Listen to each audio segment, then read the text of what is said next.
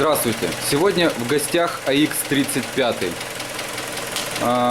Типичный мотор G4 KD, 2-литровый. Он сейчас прогретый, вот так вот в принципе работает. Сказать, что сильно шумно, конечно, не скажешь. Да, повышенная шумность у него как бы есть. Не знаю еще, как он запустится утром. Мы это потом посмотрим. Но меня удивила другая вещь у этого двигателя. Когда включили на ней драйв, у нее такой пошел грохот, что я, если честно, даже немного перепугался. Я как бы такого раньше не слышал на автомобилях этих, которые ко мне приезжали. Включай!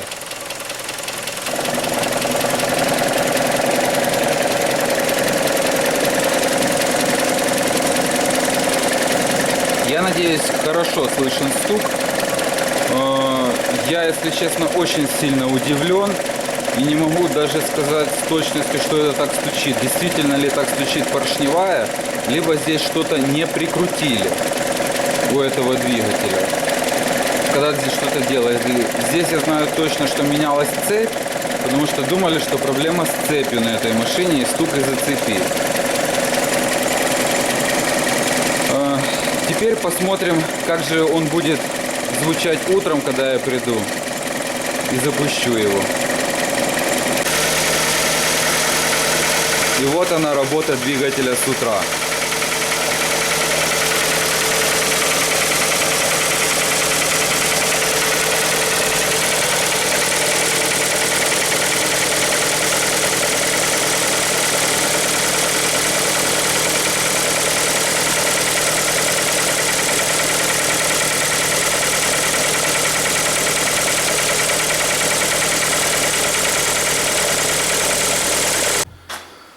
А вот теперь, сняв, значит, крышку, верхнюю пластиковую, здесь когда-то менялась цепь. Не так давно, потому что хозяин думал, что проблема с цепью на этом моторе. Смотрим внимательно. Ну, во-первых, вот это я обратил сразу, что вот эта вот часть была не подключена. А теперь вот здесь идет проводка. И вот здесь вот подключается сзади клапан переключения фаз. Ну, то есть открывает подачу масла для того, чтобы распредвал повернулся в определенную сторону. Видим, что проводов нету. Вот они лежат. Это что такое вообще? Ребята, конечно, я понимаю, что вы лазили, но вы хоть посмотрите, что вы отключали, что вы подключаете обратно. Ну, как так вообще, а? То есть, может быть, вот это и была причина стука, что не подключен вот этот вот фазик. Может, там теперь еще и фазик сдохший ко всему после этих всех процедур.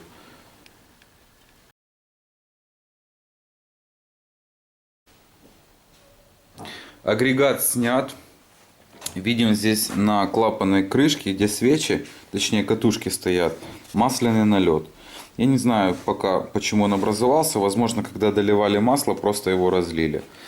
Но вот здесь вот спереди лобовина вся просто вот залита маслом, потому что тек передний сальник.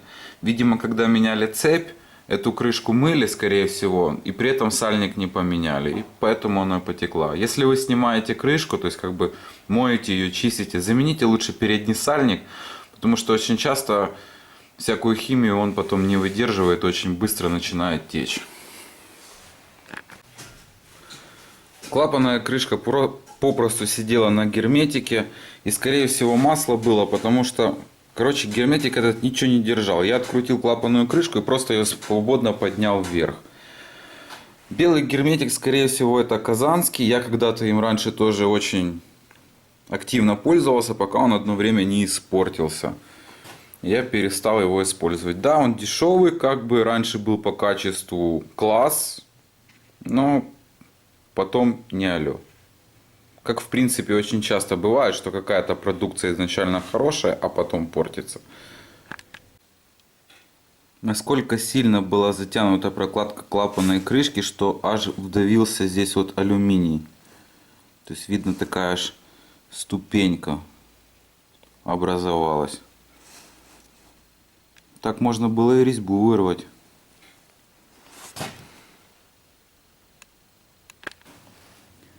Здесь вот, я не знаю, как видно или нет. Сейчас попробую свет по-другому. Вот здесь вот лежит белый герметик. А вот здесь вот везде по кругу лежит серый. Это не потому, что закончился герметик и нанесли другого цвета герметик. Вся причина в том, что переднюю плиту отрывали, при этом поддон не снимали. Не сильно рекомендую так делать, потому что, во-первых, загерметизировать поддон намного сложнее, установка крышки немного сложнее. Плюс, когда чистишь, надо очень хорошо закрывать поддон, потому что, когда чистишь блок, это вся говно, вот это вот герметика, ну, стружка вот, летит прямо туда, по сути. То есть, надо хорошо все заложить тряпками, чтобы не попало потом в маслоприемник. Сняв переднюю плиту, я вижу, насколько вылетел вот натяжитель. Цепь якобы здесь была менена несколько тысяч назад. Ну, там до 10 тысяч примерно. И вылет натяжителя, ну, как бы приличный. Я, если честно, даже смотрю на цепь, я не могу понять. Я не сомневаюсь, что это оригинальная цепь стоит. Или она перевернутая, потому что я звенья не сильно хорошо вижу отчетливо. Как бы, тут есть какие-то затемнения, но что-то вообще не такие, как идут на цепи, как правило. Кстати, что еще хотелось бы отметить. Вот герметик. Вот герметик. Вот здесь белый, я сейчас постараюсь где-то найти. Герметик вперемешку с оригинальным. То есть никто не чистил блок, просто намазали новым герметиком поверх старого. И на этом все закончилось. Вот здесь вот хорошо видно и белый, и серый герметик, ну, заводской. То есть даже не почистили плоскость. Ну что же, задрало больше всех третий и второй цилиндр. Четвертый пострадал немножко меньше.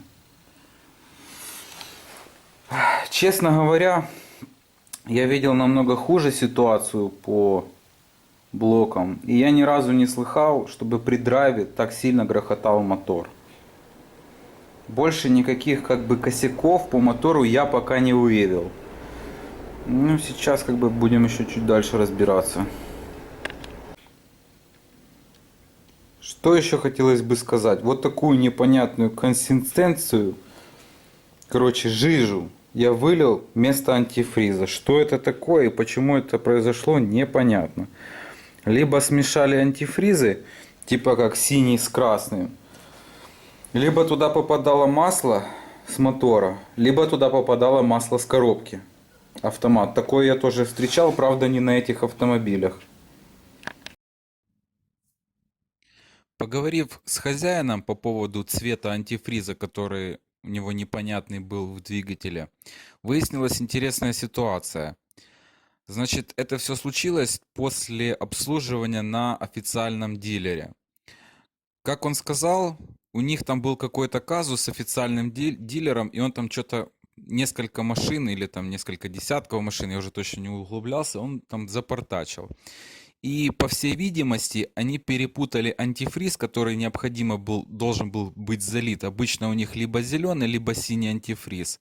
И ему не слив, понятное дело, под ноль весь антифриз, потому что это как бы проблемно сделать на данном автомобиле, в ноль все вылить. Залили, скорее всего, просто красного антифриза. И через очень короткое время антифриз стал вот такого цвета. Привезли мне поршни на данный двигатель. Вот эти вот поршни привезли мне вместе с машиной.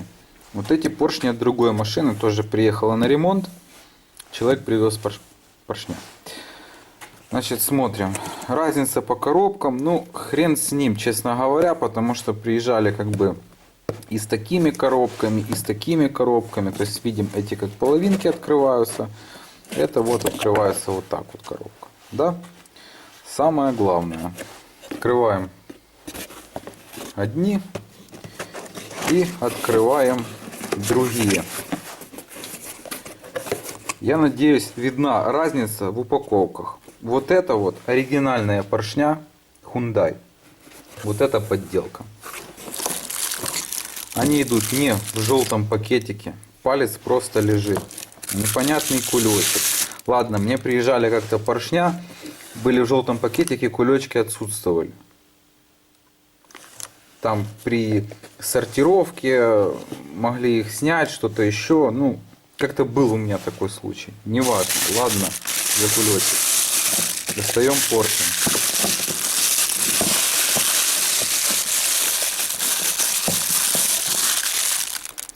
Бабам! СТД. Стандарт. Ни группы, ничего нету. 0,0. Что-то... Что это такое вообще? Смотрим сюда. Я еще не распечатывал. Смотрим. Знак, RQ-код, группа поршня, группа B. То есть никаких стандарт здесь не написано. То есть вот это вот стопроцентный контрафакт. Я его сейчас, конечно, померяю, потому что я сказал хозяину, что это поршни как бы не алё. Сказал, что он их купил, по-моему, 3 месяца назад. И вернуть их нельзя. Сейчас я их померяю, потом их надо будет взвесить и перемерить пальцы. Что с этого вообще получится.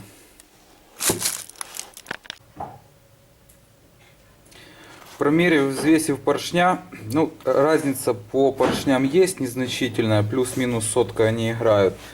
По весу разница один поршень тяжелее на 1 грамм, что в принципе как бы неплохой результат, ну, как бы для подделки. Изучив вообще как бы вот весь вот этот вот эти поршни, ну то есть просмотрев все, особых, конечно, отличий от оригинала я не нашел. Есть небольшой как бы, скажем так, вот по пальцу отличие в плане того, что на вид он немножко отличается. Как бы так объяснить, вот внутрь, когда ты смотришь, так ты, конечно, не различишь, это надо держать 2 пальца одновременно, что вот внутри вот эта вот проточечка, как бы вот здесь вот я бы сказал бы чуть-чуть менее красиво сделано. В остальном я так подозреваю, что вот эти вот типа а-ля неоригинальные поршни, это ну, скорее всего это забракованные поршни на Hyundai по какой-то причине. Я, например, на одном поршне нашел одну вещь, сейчас я вам ее покажу. Вот такой вот дефект на поршне раз, типа как пострадал при транспортировке. И вот такой вот 2.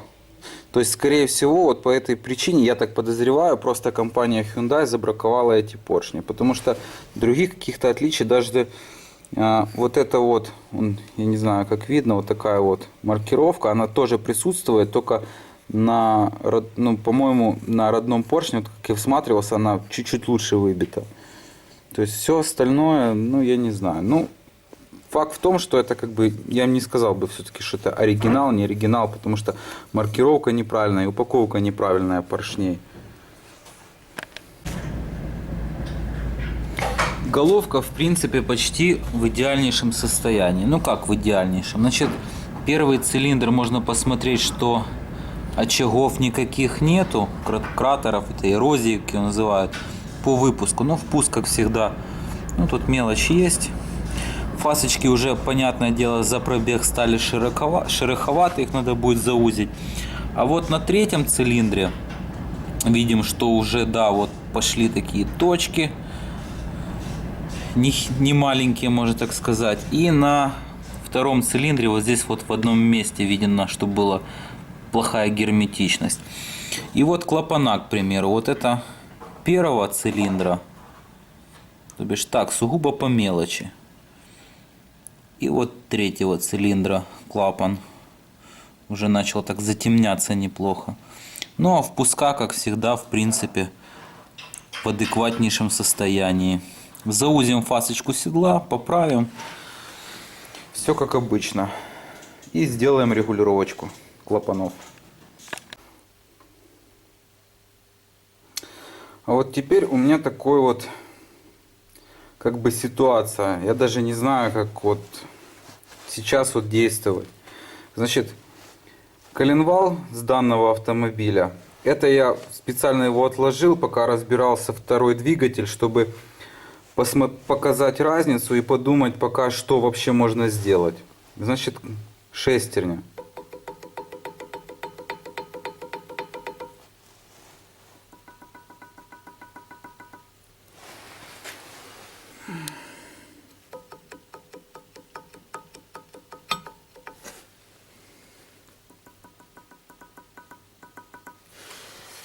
Здесь разбиты шпоночные пазы.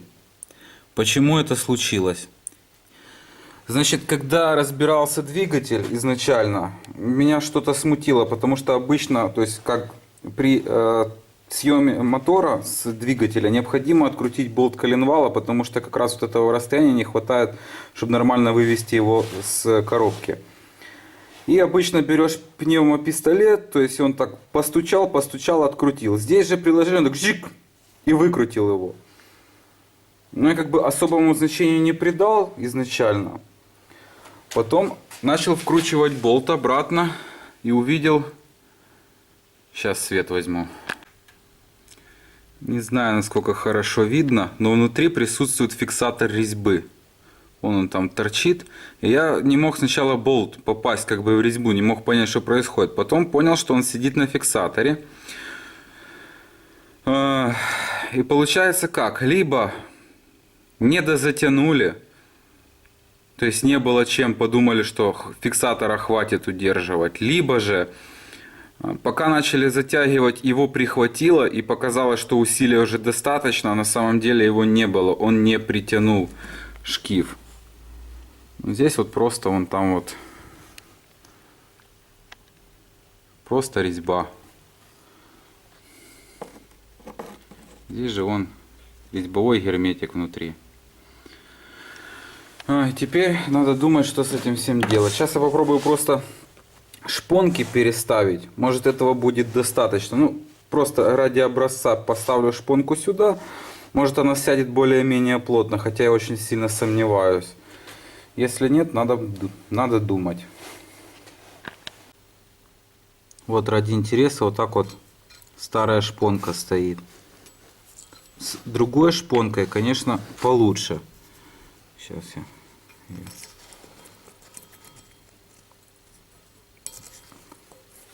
Вот она плотненько здесь становится. В принципе, как бы, я бы сказал, пойдет. Но вот это вот, не знаю.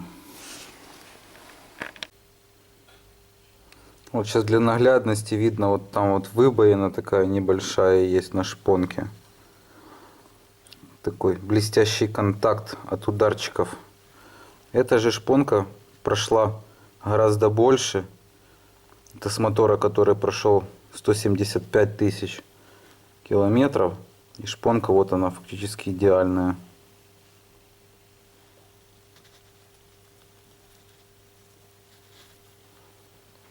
То есть я там колошматила трохи.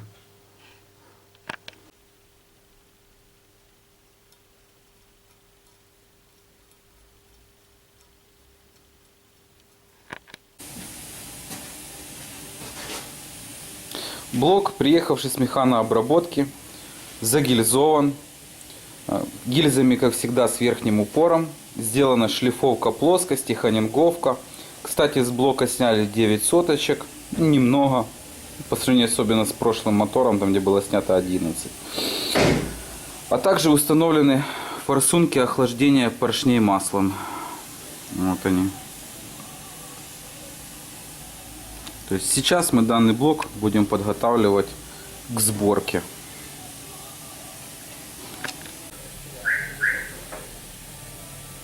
Коленчатый вал. Коленчатый вал прошел полировку по шейкам. Но это, скажем, не столь важно, как если помним, здесь разбит шпоночный паз. Вот этот шпоночный паз, ну, скажем так, он слегка подразбит, но новая шпонка, в принципе, становится плотно. То бишь, ее можно, вот этот шпоночный паз, как бы сказать, что он в нормальном состоянии. Ну, если с новой шпонкой. Со старой нет, со старой оно болтается. А вот передняя шпонка, она просто изрядно разбита. Я уже это показывал. Значит, обговорив, обдумав, посоветовавшись с людьми, то есть что делать с данным коленчатым валом, у нас было несколько вариантов решения данной проблемы. Первый — это заварить данный шпоночный паз и прорезать его заново. Но нос коленвала достаточно длинный, и была большая вероятность того, что его покрутит. То есть и будет биение вот именно вот этого вот носика коленчатого вала. Второй же вариант был проварить полностью вот этот весь нос, сделать шпоночные пазы и перешлифовать заново, то есть как бы сделать новый нос. Но была вероятность того, что от такого вот количества сварки прослабнет металл. Я, скажем так, не сильно в этих допусках, посадках и так далее, но данный вариант как бы мог быть. И был третий вариант, скажем так, он и по цене более адекватный, и как бы мне он больше понравился. Это именно передний шпоночный паз развернуть на 180 градусов.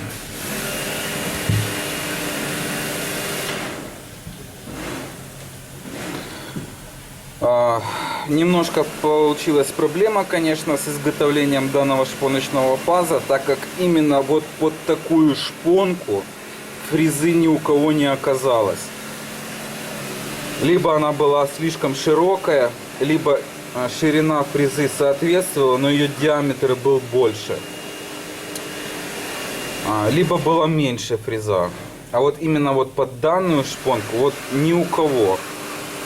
И что получилось, благодаря тому, что как бы имею кое-какие знакомства, мне на заводе перешлифовали фрезу с более широкой, то есть диаметр подходил, но шире был бы шпоночный паз. Мне ее уменьшили, ну и как бы дали в аренду попользоваться, чтобы мне изготовили данный шпоночный паз. Как бы слишком больших, как бы это правильно так сказать. Единственный вот минус вот данного вот того, что мы как бы развернули шкив, в том, что если какой-то диагноз будет производить диагностику и, скажем, будет пользоваться что-то подобие стробоскоба, чтобы посмотреть метку, либо кто-то будет регулировать клапана и будет выставлять по метке именно шкива и распредвалов, он этого не сможет сделать. То бишь хозяин должен будет предупредить, что установка шкива не соответствует меткам. Ну, либо сделать новые метки на шкиве, либо кто-то сам потом себе пометит, поймает мертвую точку и сделает себе отметку. Ну, как бы и все. Ну и сейчас, как обычно, я показываю обработанные седла. Три фаски, 3 разных градуса. Впускное, выпускное. Также клапана перешлифованы. И головочка отрегулирована. Теперь она отправляется на шлифовку. Коленчатый вал вращается отлично.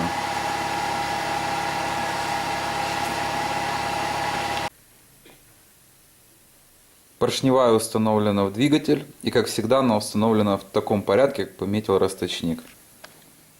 1, 2, 3.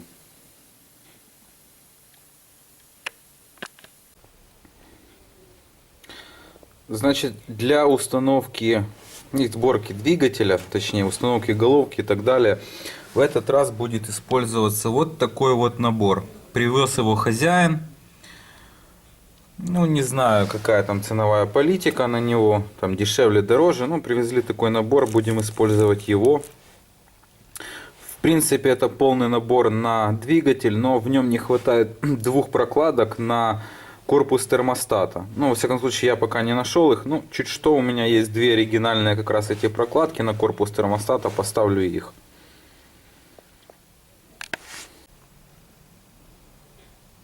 Головка отшлифована. Снято 8 соток. Фактически вся коррозия ушла с нее. Кроме вот здесь вот в одном месте. Вот тут вот чуть-чуть. Но это не страшно.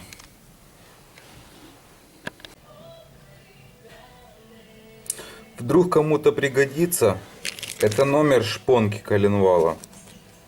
Их на коленвале стоит две. Они две абсолютно одинаковые. На новой шпонке люфт значительно меньше. Он немного вот ощущается вот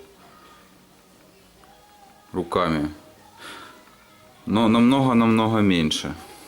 Ну, как бы шпонка она и не держит шестерню. Держит ее болт, который через шкив прижмет. Она больше как установочная позиционируется. Но при этом не будет эффекта, когда, то есть, крутишь, и у тебя вот там на градус может быть смещение шестерни коленвала, то есть относительно как бы меточки сбиваются вот на этот 1 градус. Так оно более точно будет стоять. Вторая шпонка установлена, которая была изготовлена шпоночный паз под нее. То есть видим, что напротив вот там вот нету другой шпонки. Ну, вот она достаточно плотно стоит, как полагается, ну, скажем так, по заводскому натягу.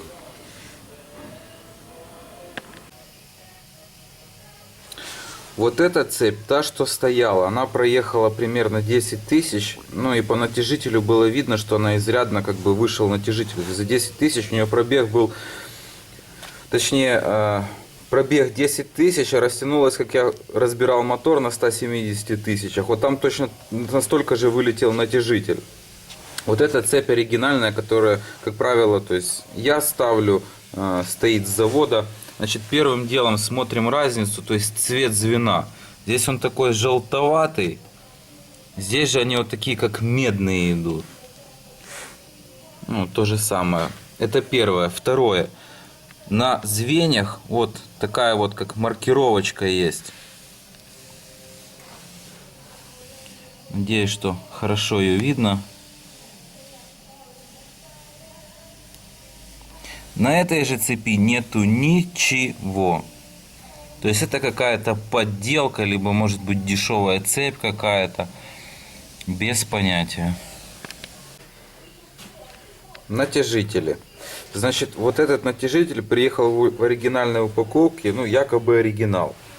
Но по сравнению вот это два бэушных натяжителя оригинальных, он отличается. Ну то есть в плане конструкции там его прикрутить нет, но вот как бы качеством, я бы сказал бы, изготовления. Значит, первое, что надпись. Здесь какой-то бимоп, я не знаю, что это такое. Вот тут оригинальный номер якобы. Здесь же какой-то там КМ. Здесь вообще не пойми, что какие-то цифры. То есть как бы уже. Второе. Качество вот изготовления. Значит, можно посмотреть вот качество вот фрезеровки площадки, где он крепится. Один.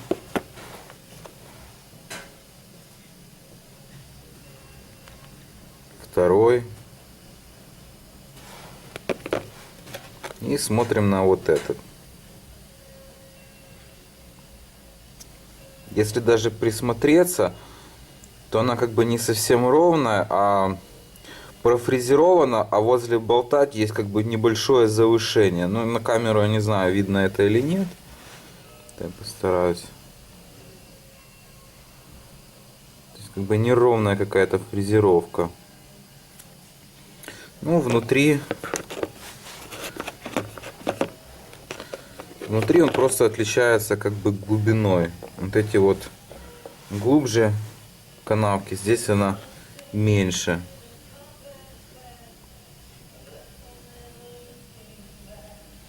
Не знаю. Честно говоря, наверное, первый раз мне такое попадается.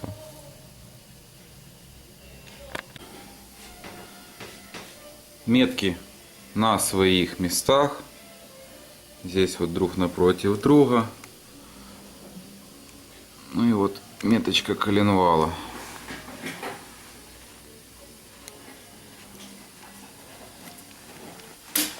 Хоп. Выход натяжителя.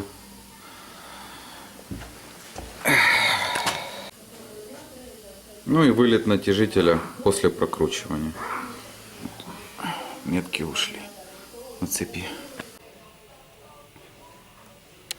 Помпа в этот раз у нас от производителя Graf. В принципе, неплохой производитель. Я неоднократно ставил на другие автомобили ихние помпы. Нареканий я не припомню. Номер, если вдруг кому-то интересно. Выполнено довольно-таки красиво.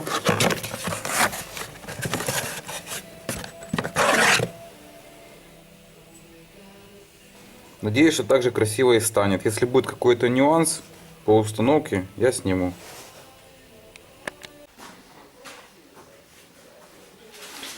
Пациент собран и теперь отправляется под капот автомобиля.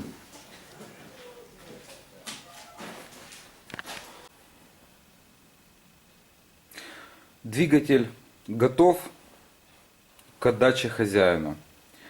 Так как я сейчас получилось так, что остался один, закрепил камеру, сейчас сяду в машину, заведу автомобиль и включу драйв, чтобы было слышно, что данный звук при включении передачи, драйва, включения коробки прошел.